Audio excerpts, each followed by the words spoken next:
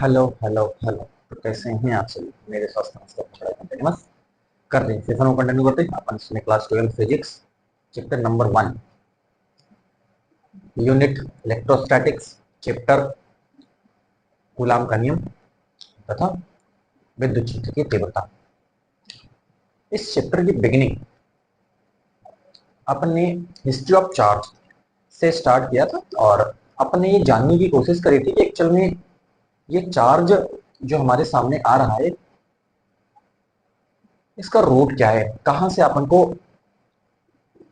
इसकी इंफॉर्मेशन मिलती है। तो हमने आपको 600 बीसी से उस स्टोरी को अपन ने हिस्ट्री ऑफ चार्ज को कंटिन्यू करा था और जो कि थेल्स ने आपको बताया हुआ था कि बाल्टिक सागर के किनारे एक रेजिलियस चिपचिपा हल्के भूरे रंग का एक पदार्थ मिला था, इसको अपन ने एम्बर बोला था। उन्होंने क्या बोला था? उसको एम्बर बोला था।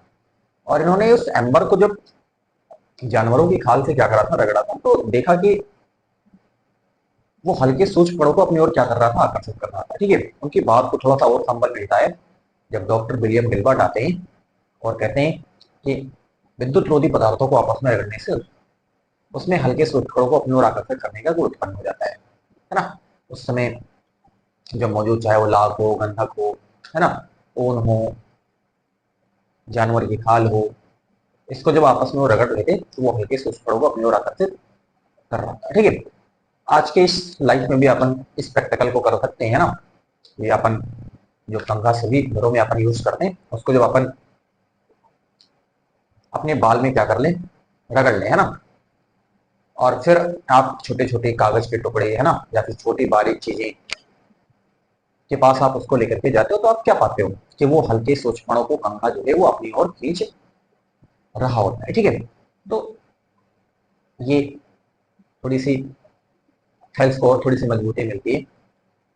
यही दो स्टोरी आपको आपकी बुक में पढ़ने को मिलती है, लेकिन तीसरी जो स्टोरी आपके पास डॉक्टर ब्राउन के है वो स्टोरी सारी बुक में आपको नहीं मिलेगा। ठीक है, जिसको जैसी समझ होती है वो वैसे ही अपने मैटर को डिलीवर करता है। मैंने आपको पूरी स्टोरी डॉक्टर विलियम गिलबर्ट की सुनाई, हेल्थ की सुनाई, डॉक्टर ब्राउन की भी आपने स्टोरी हम लोग क्या करी थी आपको सुनाई थी। ठीक है ना। वही ऊर्जा जो विद्युत रोधी पदार्थों को आपस में रगड़ने से उसमें हल्के सूक्ष्मकणों को अपनी ओर आकर्षित करने का गुण उत्पन्न कर देती है, उसको अपन जो है इलेक्ट्रिसिटी बोलते हैं, उसको अपन विद्युत बोलते हैं, है ना, या विद्युत की बोलते हैं।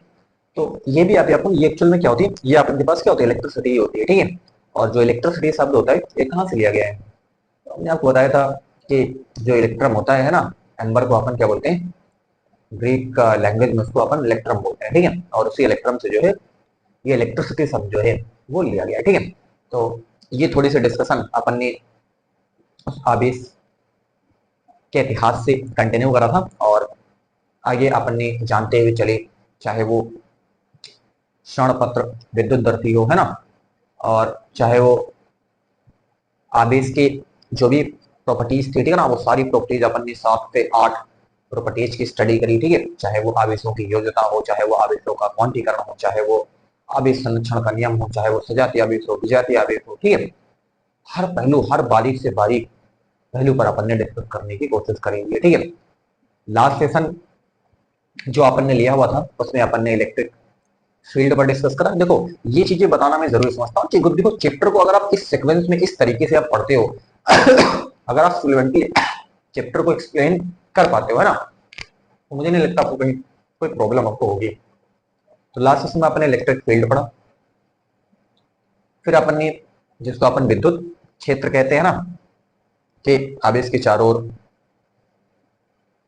एक क्षेत्र डेवलप होता है जिसको अपन क्या बोलते हैं, विद्युत क्षेत्र बोलते हैं। ठीक है, यानी आवेश के द्वारा उत्पन्न क्षेत्र को विद्युत क्षेत्र कहा जाता है। ठीक है, कई बार चीजों को अपने शब्दों में बनाना पड़ता है, बताना पड़ता है आपको। ठीक है, देखो इतनी सिंपल लैंग्वेज में अपन ने विद्युत क्षेत्र को बता दिया है ना, नहीं तो उसको बताऊं तो घुमा फिरा करके भी बहुत कुछ बता सकता हूँ। ठीक है, लेकिन सिंपल आप बोलोगे तो आवेश आवेश के द्वारा उत्पन्न क्षेत्र को विद्युत क्षेत्र कहा जाता है। ठीक है, सिंपल, बस इतनी लाइन में आप इसको क्लियर करो।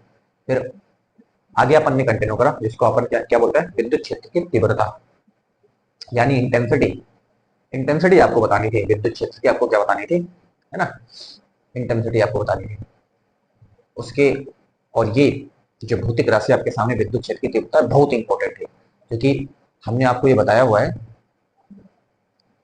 कि ये जो चैप्टर आपके सामने है,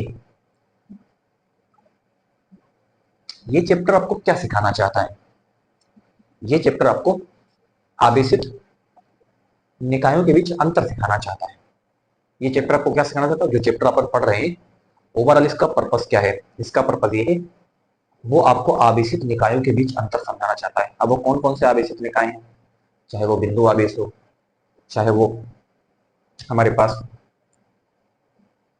इलेक्ट्रिक डाइपोल हो, है ना, विद्युत द्विध्रुव हो, चाहे वो हमारे पास आवेशित गोला हो, वो चालक हो सकता है, वो चालक हो सकता है, वो ठोस हो सकता है, वो खोखला हो सकता है ना, या आवेशित परत हो सकती है, या आवेशित इसको अपन चादर, है ना, आवेशित पट्टिका हो सकती है, या आवेशित आपके पास तार हो सकता है। ठीक है, तो इस तरीके ये सारे क्या है, ये सारे आवेशित निकाय हमारे आसपास आवेश जो है वो इन इन रूप में पाया जाता है ना। अगर आप ऐसे सोचें, सिंपल आप सोचें, तो आवेश जो हमारे इर्द गिर्द है, इन तरीकों में आवेश आपके सामने अवेलेबल है, पाया जाता है आपके सामने। ठीक है, अब ये सारे जो आवेशित निकाय हैं, इनमें अंतर कैसे कैसे करें? क्या ये सारे आवेशित निकाय एक हैं? इनमें क्या खूबियां हैं, क्या समानताएं हैं, क्या असमानताएं हैं, क्या सारे एक हैं, है ना? इन तमाम बातों का जवाब हम यहाँ पर एक भौतिक राशि को डिसाइड करते हैं इस पूरे चैप्टर में। अब जो हमारा काम होगा, आज का जो सेशन कंटिन्यू हो रहा है, वो आवेशित निकायों के बीच अंतर आपको सिखाना मैं आज से चालू कर दूंगा। आज अभी सेशन लेने वाला हूं, एक आवेशित निकाय आपके सामने आज ला दिया जाएगा आपके सामने। ठीक है, और आप फॉर्मूले को देख करके आप बता लोगे कि ये कौन सा आवेशित निकाय है। फॉर्मूला आपको बताएगा, फॉर्मूला आपको बता देगा कि ये कौन सा आवेशित निकाय है। तो मैंने क्या कहा, तो कोई ना कोई तो भौतिक राशि चुननी पड़ेगी, कोई ना कोई तो भौतिक राशि चुननी पड़ेगी जो आवेशित निकायों के बीच अंतर समझा सके। कोई ना कोई भौतिक राशि तो चुननी पड़ेगी जो आवेशित निकायों के बीच अंतर समझा सके। वो भौतिक राशि चुनी जा रही है, उसका नाम है विद्युत क्षेत्र की तीव्रता। क्या है वो राशि? हमारे पास विद्युत क्षेत्र की तीव्रता, यानी विद्युत क्षेत्र की तीव्रता ऐसी भौतिक राशि है जो आपको इस पूरे चैप्टर में आवेशित निकायों के बीच अंतर समझाएगा, है ना। तो यानी अब हमें क्या करना है, बहुत सारे आवेशित निकाय आपके सामने आएंगे, है ना, जैसा भी अभी सुना, बिंदु आवेश है, विद्युत द्विध्रुव है, आवेशित गोला है, आवेशित परत है, आवेशित पट्टिका है, चालक तार है ना, ये सारे आवेशित निकाय हैं। इनके बीच अंतर कैसे समझो? ये सब एक है, ये सब अलग अलग है ना। और वो कौन सी राशि होगी जो डिसाइड करेगी? वो है विद्युत क्षेत्र की तीव्रता। यानी सभी के लिए, सभी आवेशित निकायों के लिए विद्युत क्षेत्र की तीव्रता अलग अलग आपको दिखाई दे जाएगी। ये सारे आवेशित निकाय अलग अलग है ना, तो विद्युत क्षेत्र की तीव्रता भी सबके क्या है, अलग अलग है। ओवरऑल हम ये कहना चाह रहे हैं कि आवेशित निकायों के बीच अंतर आपको विद्युत क्षेत्र के तीव्रता के द्वारा आपको समझाया जाएगा, है ना। चलो, तो अपन ने लास्ट में विद्युत क्षेत्र की तीव्रता से रिलेटेड कुछ इंपॉर्टेंट फैक्ट्स, है ना, जो मैंने आपसे कहा हुआ था लास्ट सेशन में अपन ने डिस्कस करा हुआ है, कुछ इंपॉर्टेंट फैक्ट्स हमने लास्ट में लिखा हुआ था। और लास्ट जो अपन ने फैक्ट लिखा हुआ था कि अगर आवेश के चारों ओर अलग अलग बिंदुओं पर विद्युत क्षेत्र अलग अलग हो तो उसको अपन एक समान विद्युत क्षेत्र कहते हैं। यानी आवेश के चारों ओर अलग अलग बिंदुओं पर विद्युत क्षेत्र अलग अलग हो तो इसको अपन क्या बोलेंगे, ए समान यह विद्युत क्षेत्र बोलते हैं। और यदि आवेश के चारों ओर अलग अलग बिंदुओं पर विद्युत क्षेत्र की तीव्रता एक समान हो तो ऐसे क्षेत्र को एक समान विद्युत क्षेत्र कहा जाता है। उसको अपन क्या बोलते हैं, एक समान विद्युत क्षेत्र कहते हैं। और एक समान विद्युत क्षेत्र उत्पन्न करने के कुछ चुनिंदा तरीके हैं। उन तरीकों मैंने आपको बताया हुआ था कि आप दो चालक प्लेटें आप लेते हो ना, और उन दोनों चालक प्लेटों को बराबर मात्रा परंतु विपरीत प्रकृति का आवेश अपन ने क्या कर लेना है, दे देना है। ठीक है, तो हमने कहा था इनके बीच क्या उत्पन्न हो जाता है, एक विभवांतर क्रिएट हो जाता है। और जिससे फिर क्या होता है कि इनमें क्या होता है, एक विद्युत क्षेत्र, एक समान विद्युत क्षेत्र डेवलप हो जाता है ना। इसका क्या होता है, एक समान विद्युत क्षेत्र डेवलप हो जाएगा। और इसकी जो वैल्यू होती है is equal to V by क्या होती है, डी होती है ना।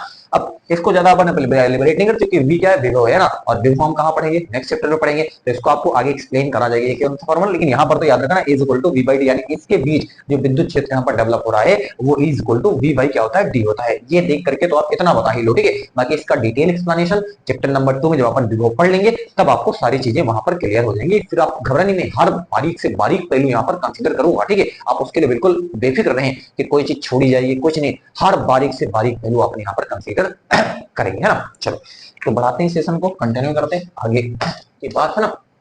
इसमें चाहे वो अपन मात्रक हो ना, कोई मात्रक वगैरह और इसकी बीमा वगैरह, है ना, हर चीज पर अपन ने जो है हर हर पहलू को अपन ने टच करने की पूरी कोशिश करी, और आपको भी चाहिए कि आप हर पहलू को समझने की कोशिश करें।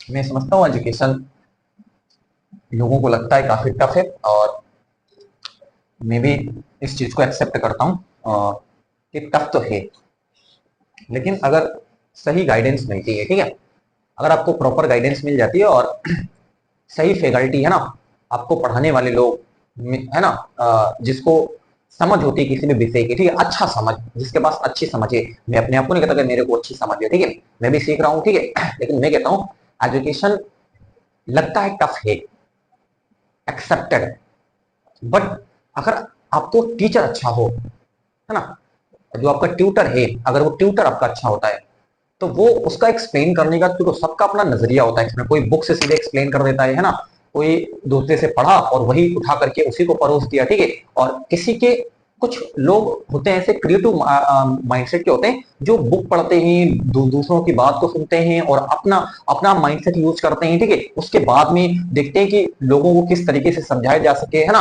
तो वो तरीके ढूंढ ढाड़ करके सब कुछ आपके सामने लाते हैं ना, और वो आपको अच्छे से प्रेजेंट कर देते हैं, और वो चीज आपको याद भी हो जाती है, ठीक है। तो अगर लोग इसको पढ़ाने वाले ट्यूटर अगर आपका अच्छा होता है, ठीक है ना, और उसको समझ किसी भी सब्जेक्ट की गहरी डीप नॉलेज उसके पास है, ठीक है, कि वो डेप्थ अगर समझा सकता है, तो अगर वो डेप्थ समझा सकता है तो एजुकेशन आराम से प्राप्त करी जा सकती है, उसमें फिर आपको डिफिकल्टी नहीं होगी ना। लेकिन जो एवरेज किस्म के ट्यूटर होते हैं, ठीक है ना, उनके लिए वो हो सकता है कि इतने अच्छे से एक्सप्लेन नहीं कर पाते हैं, और फिर वो हमको लगता है कि मेरे को समझ में नहीं आ रहा, ठीक है ना, तो वहां पर प्रॉब्लम क्रिएट हो जाती है आपके लिए, ठीक है ना, आप सभी के लिए, मेरे लिए भी, ठीक है। तो ट्यूटर अगर अच्छा होता है तो बेहतर ही होता है, ठीक है ना, फिर आपको इसमें ज्यादा प्रॉब्लम नहीं होती, ठीक है।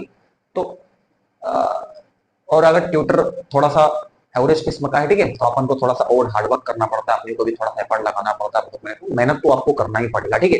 इसमें कैरियर बनाना है तो आपको मेहनत तो जम के करना पड़ेगा, ठीक है, फिर आपको टाइम नहीं देखना पड़ेगा कि क्या है, अपने अपने को फिर वही सोचते रहना है, ठीक है ना, कि ये कैसे होगा, ये कैसे बनेगा, वो हिंदी कैसे प्रिपेयर होगी, वो इंग्लिश कैसे प्रिपेयर होगी, ग्रामर कैसे होगी, वो मैथमेटिक्स कैसे होगी, फिजिक्स कैसे, केमिस्ट्री, सब कुछ आपको सोचना पड़ता है चारों तरफ से, ठीक है, तब जाकर के सबको एक जगह पे ला करके समेट करके फिर आपको दिमाग में रखना पड़ता है, फिर आपके सामने आप एग्जाम में बैठते हो, फिर आपको थोड़ा सा अच्छा फील होता है, ठीक है। तो है तो है ना, फेस तो करना पड़ेगा, और एक बार कुछ हो जाएगा तो फिर आराम से लाइफ भी चलेगी, ठीक है। तो ये रहता है, बाकी डिफिकल्ट टास्क तो है ये, इसमें इसमें एजुकेशन में कुछ कैरियर अगर बनाना है तो वो तो है ना, क्योंकि कहा भी जाता है ना, इसमें फेलियर की बहुत सारी पॉसिबिलिटीज हैं, ठीक है, आपको कई बार लाइफ में उस कैटेगरी में आना पड़ सकता है, ठीक है, एक इतर उसके कैटेगरी के, ठीक है। आप अब इस पे ज्यादा अपन डिस्कस ना करें, है ना, अपना सेशन को चलाते हैं, बहरहाल आप धीरे धीरे इस चीज को फील भी करने लग जाओगे कि है ना, इसमें इतना आसान नहीं है कुछ करना, ठीक है, लेकिन आप सीखते रहेंगे, धीरे धीरे करते रहेंगे, है ना, और उसका उसको जो है प्रॉपर रिकॉल करते रहिए, ठीक है, वो सुनेंगे तो डेफिनेटली लाइफ बनेगी, ठीक है। चल, तो आज से अपन कैलकुलेशन स्टार्ट कर रहे हैं, यानी आवेशित निकायों के बीच अंतर समझना अपन चालू कर रहे हैं, और उस आवेशित निकाय को समझने के लिए हमने एक भौतिक राशि चुन रखी है जिसको अपन विद्युत क्षेत्र की तीव्रता कहते हैं, ठीक है। और हम पहला आवेशित निकाय ले रहे हैं, यानी बिंदु आवेश, तो बिंदु आवेश के कारण विद्युत क्षेत्र की तीव्रता अपन आज से कंटिन्यू कर रहे हैं, है ना। तो बिंदु आवेश के कारण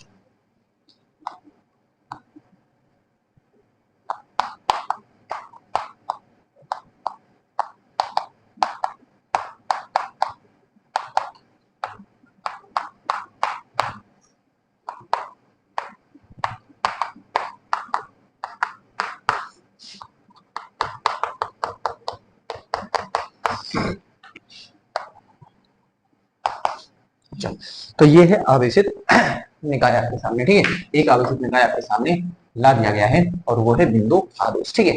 आपको मैंने बिंदु आवेश के बारे में मैंने आपको बता रखा है कि प्रेक्षण बिंदु की तुलना में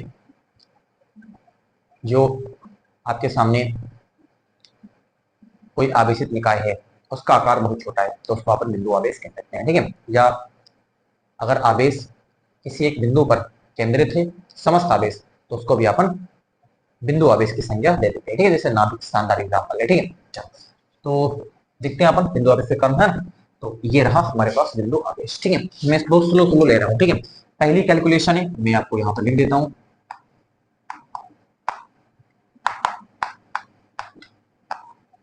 कैलकुलेशन नंबर 1 आपके सामने स्टार्ट हो रही है, यानी अब आप समझे डेरिवेशन जिसको अपन बोलते हैं ना, फिजिक्स में कितना इंपॉर्टेंस होता है डेरिवेशन का, समझो। ठीक है, डेरिवेशंस आने ही आने चाहिए, और डेरिवेशंस उन्हीं को ये परफेक्ट समझ में आता है जिसको मैथमेटिक्स की समझ अच्छी होती है ना। जिसको मैथमेटिक्स की समझ अच्छी है वो डेरिवेशंस को बड़ी इजीली करता चला जाता है, उसको स्मूथ लगता है, उसको अच्छा लगता है। और बायोलॉजी वाले जो होते हैं ना, उसको उनको थोड़ी सी प्रॉब्लम हो सकती है। ठीक है, क्योंकि मैथमेटिक्स उनका बैकग्राउंड होता नहीं है ना, और ये पूरी मैथमेटिक्स चलती रहती है, इसमें अगर डेरिवेशंस करे तो मतलब मैथमेटिक्स हो। ठीक है, तो उसी के बेसिस पे सब कुछ चलता रहता है, तो उसकी समझ होना जरूरी है। लेकिन कोशिश करते हैं अपन यहाँ पे, ठीक है ना, कि हर पहलू को बताया जाए ताकि उनको भी समझ में आ सके जो जिनका बैकग्राउंड मैथमेटिक्स नहीं रहा है। ठीक है, तो अपन उस वे में इसको लेने की कोशिश करेंगे। चलो, तो मैं सबसे पहले एक बिंदु आवेश लेता हूँ। ये देखो, अपन ने एक बिंदु आवेश ले लिया, बिंदु आवेश ले लिया।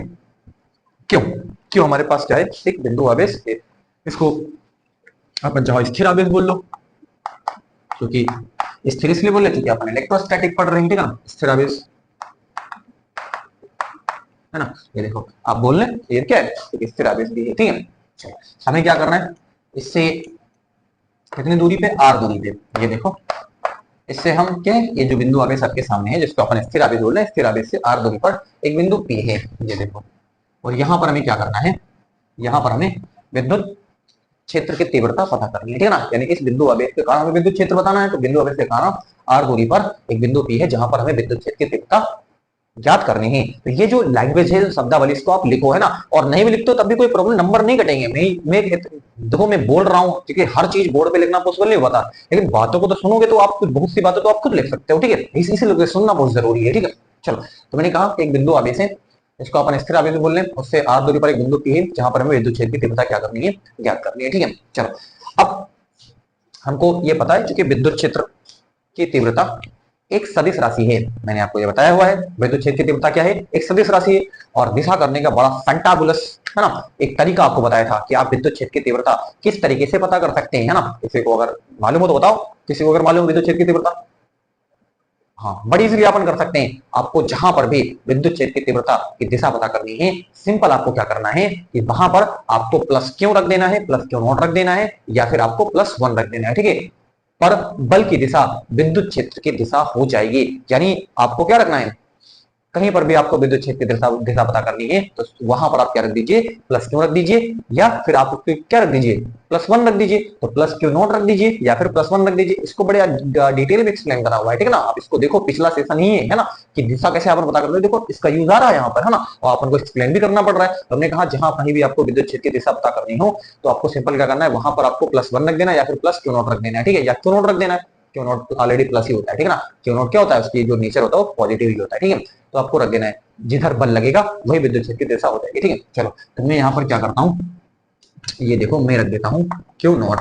यहाँ पर क्या लिख दिया, क्यू नॉट अपन ने रख दिया। ये देखो, चलो, क्यू नॉट अपन ने यहाँ पे लाके पटक दिया। ठीक है, या आप +1 भी क्या कर सकते हो, रख सकते हो। ये देखो, है ना, मैं नहीं कहता, आप +1 भी यहाँ पर रख सकते हो, कुछ भी रख सकते हो, आप +1 रख लो। ये एक ही चीज रखना, नहीं तो मैं दोनों चीज लिख दिया तो पेपर में जाओ तुम दोनों चीज लिख दो। ठीक है ना, आप क्यू नॉट रख लो या फिर +1 भी आप यहाँ पर रख सकते हो। मैंने मान करके चला है कि हमने क्यू नॉट यहाँ पर क्या करा है, रख दिया। ठीक है, चलो, अब देखो,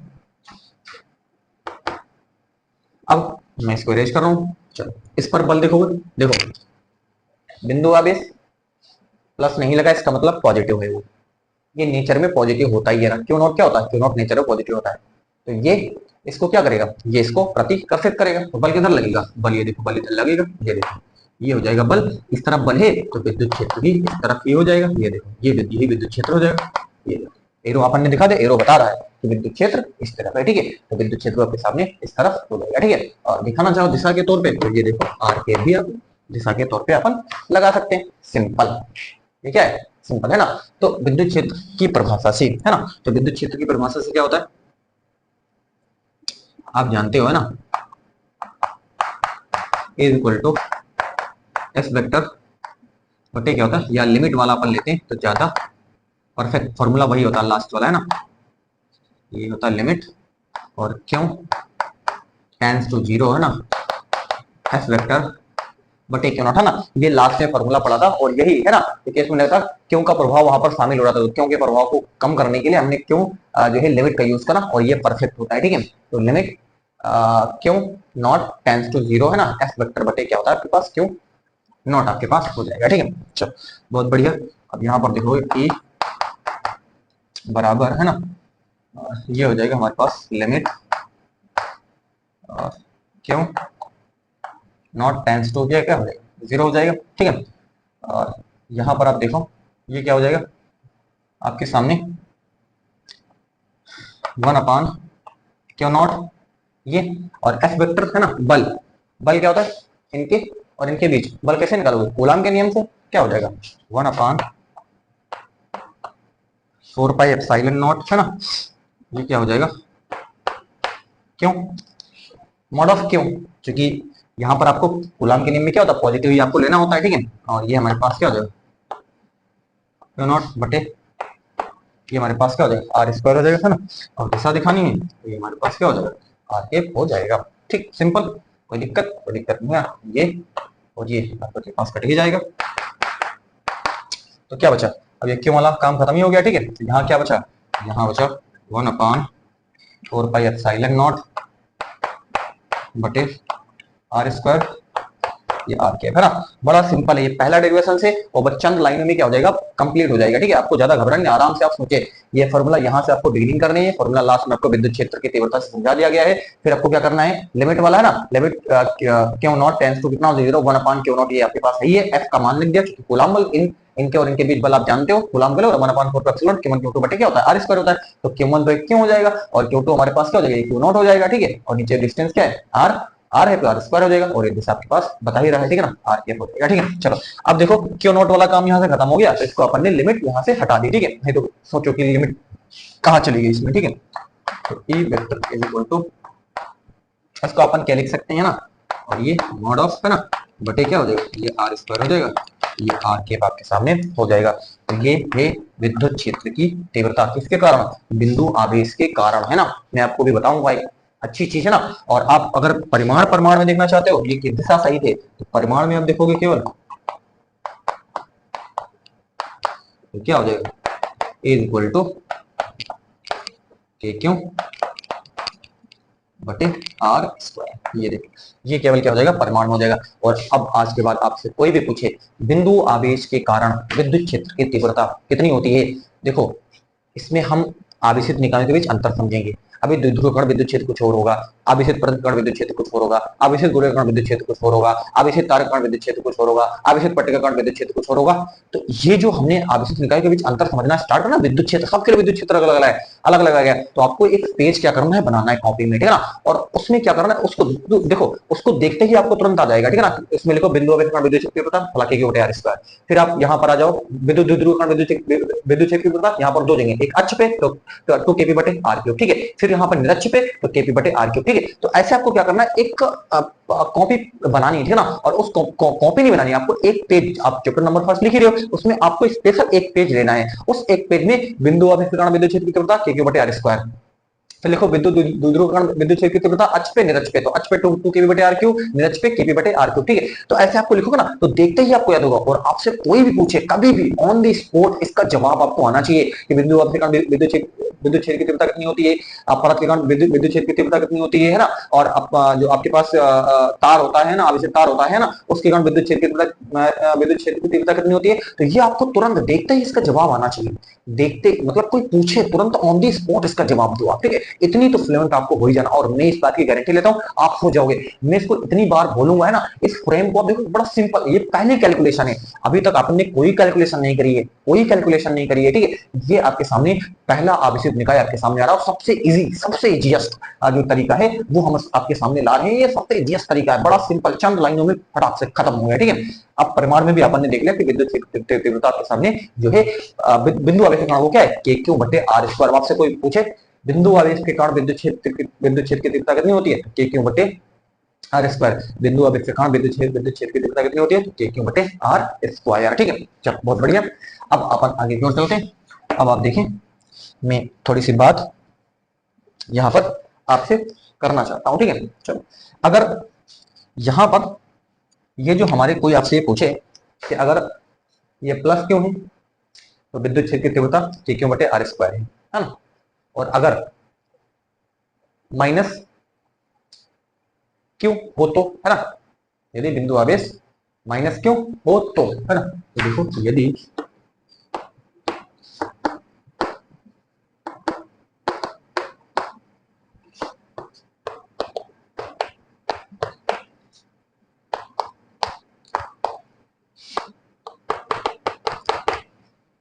तो क्या हो जाएगा, बड़ा सिंपल, ज्यादा कुछ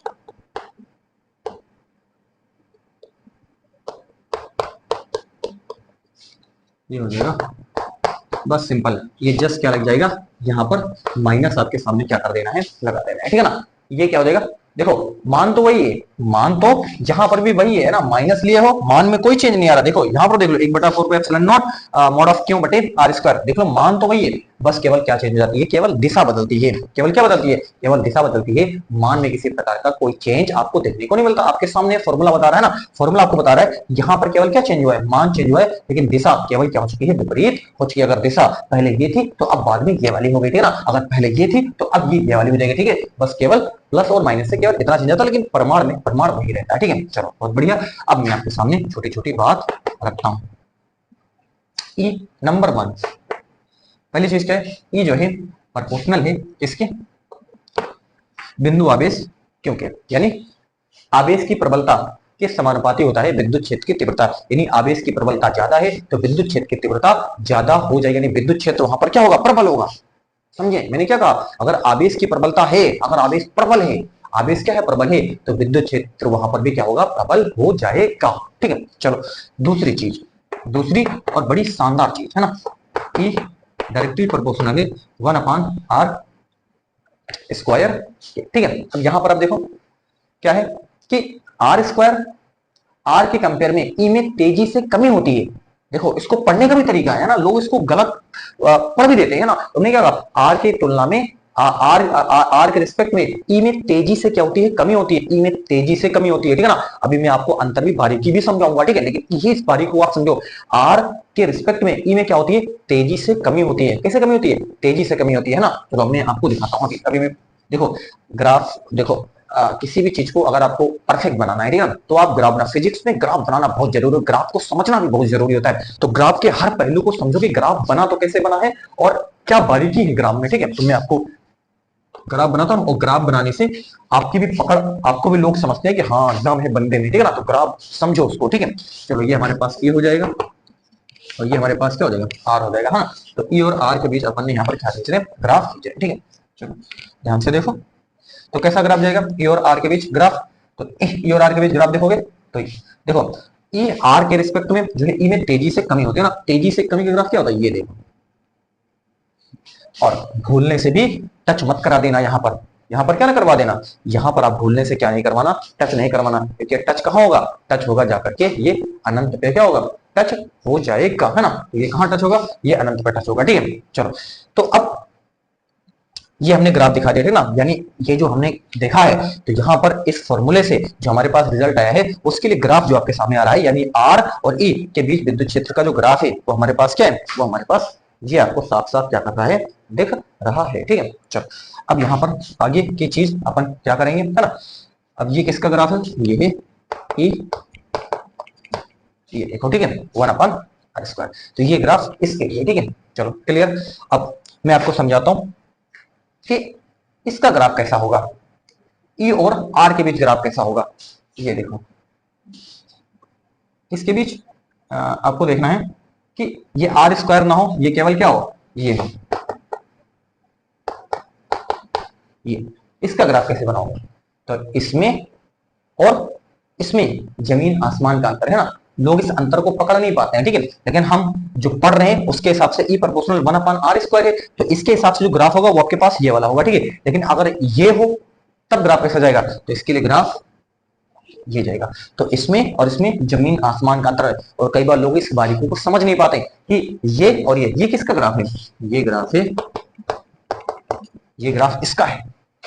समझो ग्राफ की बारीकी समझो, तो इसका ग्राफ जो है वो आपके पास ये वाला है, लेकिन ई प्रोपोर्शनल 1/r², तो इसका ग्राफ आप देखो बिल्कुल यहां से टच होकर के जा, टच नहीं हुआ है, टच बिल्कुल मत करना, ये टच होगा कहां जाकर के, अनंत पे होगा। मैं आपको अभी जस्ट बताता हूं, ठीक है, चलो मैं इसको बताता हूं आपको, ठीक है। तो बात समझ गए, ये और ये, इसमें तेजी से क्या होती है, कमी होती है, यानी आर के रिस्पेक्ट में ई में तेजी से कमी होती है, लेकिन यहाँ जैसे जैसे आर बढ़ता है वैसे वैसे आपके पास ई में कमी होती है। तो यहाँ पर क्या लोग, जैसे जैसे आर बढ़ेगा वैसे वैसे ई में कमी होगी, लेकिन यहाँ पर आर के रिस्पेक्ट में ई में तेजी से कमी होती है ना। तो यहां पर बोला कैसे, वहां पर कैसे बोला, जैसे जैसे आर बढ़ेगा वैसे वैसे ई कम होगा, लेकिन जैसे जैसे आर बढ़ेगा है ना, जैसे आर बढ़ेगा ई में तेजी से कमी होगी, ठीक है ना। तो दोनों में बोलने में क्या है, फर्क है ना, बोलचाल में भी फर्क है और यहाँ पर लिखने में भी क्या आता है, फर्क आपके सामने आ रहा है, ठीक है। चलो मैं आपको यहाँ पर बताता हूँ एक बढ़िया चीज। क्या बढ़िया चीज, आप देखो कि यदि आर क्या हो, आर हमारे पास इंफिनिटी हो, तो ये क्या हो जाता है, ये हो जाएगा 0। बड़ी गजब की चीज, बड़ी गजब की चीज, यानी आर अगर अनंत है तो ये क्या हो जाएगा, 0 हो जाएगा। इसका ये मतलब है कि अनंत से पहले, अनंत से पहले विद्युत क्षेत्र 0 नहीं हो सकता, अनंत से पहले विद्युत क्षेत्र 0 हो ही नहीं सकता, अनंत से पहले विद्युत क्षेत्र 0 हो ही नहीं सकता, है ना। अब आप देखें, अनंत पर विद्युत क्षेत्र कितना होता है, 0 होता है, लेकिन अनंत से पहले विद्युत क्षेत्र 0 हो ही नहीं सकता। इसका यह मतलब है कि एक अकेले बिंदु आवेश के कारण विद्युत क्षेत्र की तीव्रता अनंत तक होती है। कहां तक होती है, अनंत, अनंत तक होती है, यानी अनंत पे जाकर के 0 होगी। अनंत से पहले विद्युत क्षेत्र की तीव्रता 0 बिंदु आवेश के कारण हो ही नहीं सकती। यानी एक आवेश अगर कोई आपके पास है, कोई एक बिंदु आवेश है, तो उसका प्रभाव कहां तक रहता है, अनंत तक रहता है। अनंत पे जाकर के 0 होगी, अनंत से पहले 0 हो ही नहीं सकती। इसका मतलब अनंत तक जो है अपना प्रभाव क्या रखता है, अपना इंपैक्ट रखता है, अनंत में जाकर के विद्युत क्षेत्र कितना हो जाएगा, 0 हो जाएगा। देखो बड़ी गजब की चीज, बड़ी नॉलेजेबल चीज जो आपके सामने यहाँ पर प्रेजेंट करते हैं, ठीक है। चलो तो इस ग्राफ को आप क्या कर चुके हैं, समझ चुके हैं, ठीक है। चलो अब मैं एक चीज और आपको यहाँ पर एक्सप्लेन करता हूँ, ठीक है। चलो ये आप इस बात को भी समझ चुके हैं, इस बात को समझ चुके हैं ना, लेकिन अब अगर देखो, अगर मैं ये कर दूं, ये ए है और ये अगर मैं ये करता हूँ, ठीक है। अब इसके बीच ग्राफ बताओ कैसा जाएगा, इसके बीच जो ग्राफ जाएगा वो सिंपल ये ग्राफ ये हो जाएगा, ठीक है। क्योंकि अब ये हमने क्या लिखा है, ई और 1/r² के बीच देखा है, 1/r² है ना, और ई और 1/r² के बीच, तो इसका ग्राफ क्या होगा, सीधी सरल रेखा। तो देखो ग्राफों में देखो किस तरीके से ग्राफ तुरंत चेंज हो रहा है, 1/r², यानी अब यहाँ पर क्या बोलोगे, ई जो है डायरेक्टली प्रोपोर्शनल 1/r² के, ई डायरेक्टली प्रोपोर्शनल किसके, 1/r² के, और यहाँ पर ई जो है r² के क्या है, व्युत्क्रमानुपाती है, ई r² के, देखो ई r² के क्या है, व्युत्क्रमानुपाती है, ई जो है आर के व्युत्क्रमानुपाती है, और ई यहां पर 1/r² के अनुक्रमानुपाती है, 1/r² के क्या अनुक्रमानुपाती। तो अनुक्रमानुपाती का ग्राफ कैसा होता है, सीधी सरल रेखा होता है, मूल बिंदु से क्या निकलता है, सीधी सरल रेखा निकलता है, ठीक है। चलो एक बार फिर से रिपीट करते हैं, हमने कहा ये ई जो है r² के क्या है, व्युत्क्रमानुपाती है, ई जो है आर के क्या है, व्युत्क्रमानुपाती है, और यहां पर क्या है, ई जो है वो 1/r² के अनुक्रमानुपाती है। तो जहां पर अनुक्रमानुपाती अपन ने बोला 1/r² के अनुक्रमानुपाती है, उसका ग्राफ एक मूल बिंदु से जा रही सीधी सरल रेखा हो जाएगी, है ना। तो अब आप देख लिया कि ग्राफ को अपन को किस तरीके से दिखाना, तो बारीकी को आप समझ चुके होंगे कि मैंने कई बार इसको एक्सप्लेन कर दिया, ठीक है। तो ये छोटा सा क्या था, आज का कैलकुलेशन था, ठीक है। आपको ये क्या करना है, इस कैलकुलेशन को आपको क्या रखना है, याद रखना है, ठीक है। चलो मैं एक छोटा सा सवाल लेता हूं, और उस सवाल लेने से फिर इस सेशन को अपन क्या करेंगे, इन पे वाइंड अप करेंगे, ठीक है। और सवाल का सवाल हो जाएगा, और बाद भी इससे रिलेटेड अपन ने बहुत सारी बातें कर भी लिए। फॉर्मूला आपको याद रखना है, बिंदु आवेश के कारण विद्युत क्षेत्र की तीव्रता KQ/r² होती है। चलो मैनेज करता हूँ, इसको चलो तो नोट कर लो।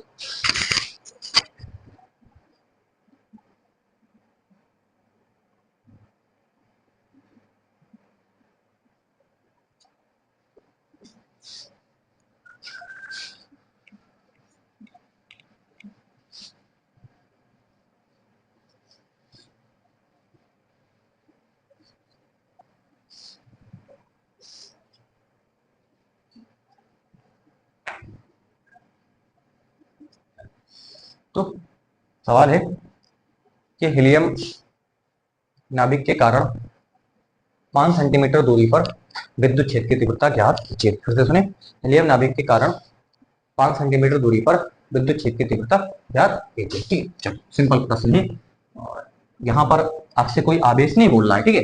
हीलियम नाभिक, तो हीलियम नाभिक आपको आना चाहिए, हीलियम नाभिक क्या होता है, कई बार मैंने पढ़ाया हुआ है आपको, ठीक है। तो हीलियम नाभिक का मतलब 2He4, इससे कितनी दूरी पर, 5 सेंटीमीटर दूरी पर आपको क्या करना है, विद्युत क्षेत्र की तीव्रता आपको क्या करनी है, याद करना है ना। इससे 5 सेंटीमीटर दूरी पर आपको विद्युत क्षेत्र की तीव्रता याद करनी है, ठीक है। चलिए, तो हीलियम नाभिक है, यानी एक बिंदु आवेश है। ये क्या है, हीलियम नाभिक क्या है, एक बिंदु आवेश है। क्या है, नाभिक कौन बोला, बिंदु आवेश। तो नाभिक क्या होता है, बिंदु आवेश का बहुत शानदार एग्जांपल होता है। तो सिंपल देखिए, है ना। तो यहाँ पर क्या हो जाएगा, तो फॉर्मूला आप लगाओगे, एक क्यू बटे ये आपके पास क्या हो जाएगी, आर स्क्वायर हो जाएगी, है ना, इज इक्वल टू ये कितना हो जाएगा, के यानी 9.0 इंटू 10⁹, ये सब आपको बताया रहा, के की वैल्यू यही होती है ना। और क्यों क्या है, आवेश आपको बताना है ना। तो आवेश आप कैसे बता करोगे, आवेश क्या होता है, प्लस 2 है ना, देखो प्लस 2 हो जाएगा, है ना।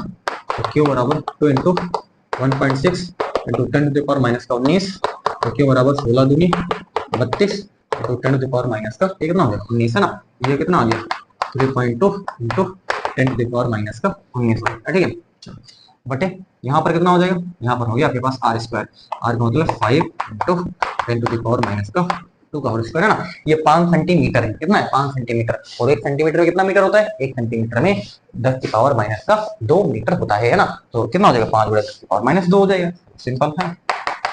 ये हो जाएगा 9.0 इंटू 10⁻⁹ 3.2 इंटू 10⁻⁻19 बटे 5 5 25, है ना, और बड़े 10⁻⁻ के कितना हो जाएगा, यहाँ पर ये 4 हो जाएगा, ठीक है। चलो बहुत बढ़िया, ये 9 दूनी 18 हो जाएगा, 9 दूनी 18, 1 9 3 27, 27 1 28, कितने के बाद पॉइंट, 1 अंक के बाद पॉइंट, है ना, इंटू 10⁻, है ना, ये 9 और ये माइनस का 19, 9 माइनस का 19 बटे ये हो गया 25 इंटू 10⁻⁻4, है ना। चलो बहुत बढ़िया, है ना। थोड़ा सा खींच रहे हैं ताकि आप बात को प्रॉपर समझ सको ना, ये तो मैं जल्दी भी इसको कर दूं आराम से, कोई प्रॉब्लम नहीं, ठीक है। चलो 9 दूनी 18, 9 3 27 से कितना हो जाएगा 28 हो जाएगा, ठीक। और इसको कैसे लिखोगे, ये हो जाएगा 28.8 इंटू 10⁻, है ना, ये कितना हो जाएगा 10⁻9 माइनस का 19, कितना हो जाएगा माइनस का 10 हो जाएगा, ठीक है। कितना हो गया माइनस का 10 हो गया, और बटे ये हो गया 25 और 10⁻⁻, कितना हो जाएगा ये 4 हो जाएगा, ठीक है। अच्छा, तो अब देखो यहाँ पर आप क्या